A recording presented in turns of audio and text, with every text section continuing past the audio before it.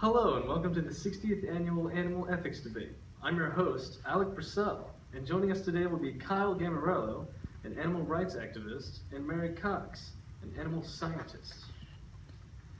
Kyle, sources tell us you have done some work with PETA. Mind telling us more about that? Sure. As most people know, PETA stands for People for the Ethical Treatment of Animals. We strive to end all animal testing no matter what the cost. I personally have witnessed what horrors lie in those testing rooms. Those poor animals need to be saved. Thank you. We look forward to hearing more about that in the debate. And now let's go over to Mary. Mary is currently working with animals to find life-saving cures. Mary, care to go into detail?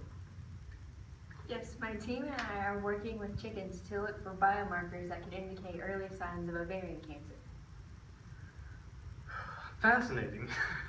And without further delay, let's debate. Mary, what is one of the benefits of using animals as medical test subjects? Well, there are several, but I would have to say that our biggest one is the ultimate goal, and that's to save lives. Kyle, any thoughts?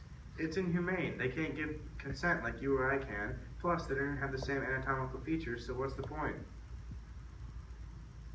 They may not have the same anatomical features as us, but the subjects my team and I use are very similar genetically. That's why we use them.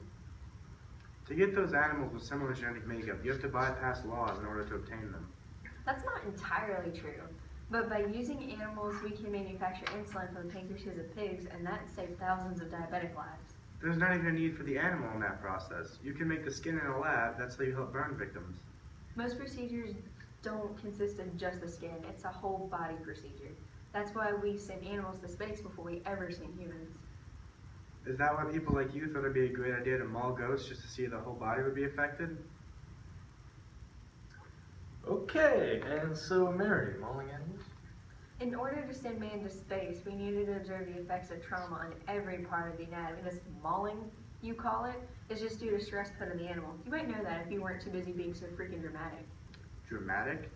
If it weren't for people like me, stuff like that wouldn't still be going on. In 2009, we found 338 violations of the Animal Welfare Act in your stupid little labs. Those stupid little labs that you call them have actually saved endangered species. So is that why the U.S. is one of two countries that still allows testing to be done on chimpanzees? Oh, I love chips. Sorry, Mary, what other animals do you use? 90% of our subjects are fish, rodents, or birds because their lifespans are shorter and we can see the effects over their whole lives. Too bad that's wasted lives, money, and experiment materials. Wasted money? Yes, it takes $11,000 to do a vitro test and $32,000 to perform DNA synthesis. Not to mention the experiments are flawed. 83% indicate no randomization when it comes to selecting the subjects. Interesting. Thank you for sharing, Kyle.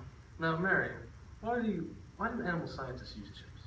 Because chimps share 90% of our DNA. They're the closest ones to us DNA-wise. What have chimps done? They've helped us find cure for polio, and now there's only 200 new cases every year versus thousands. So if there's still new cases, you didn't really cure it, did you? That's eradicated, not cured. Well, whatever it is, yes, it's helpful, but not worth the chimps' lives. They've also helped us find treatment for hepatitis B. Oh, that's so touching. Chimps did that?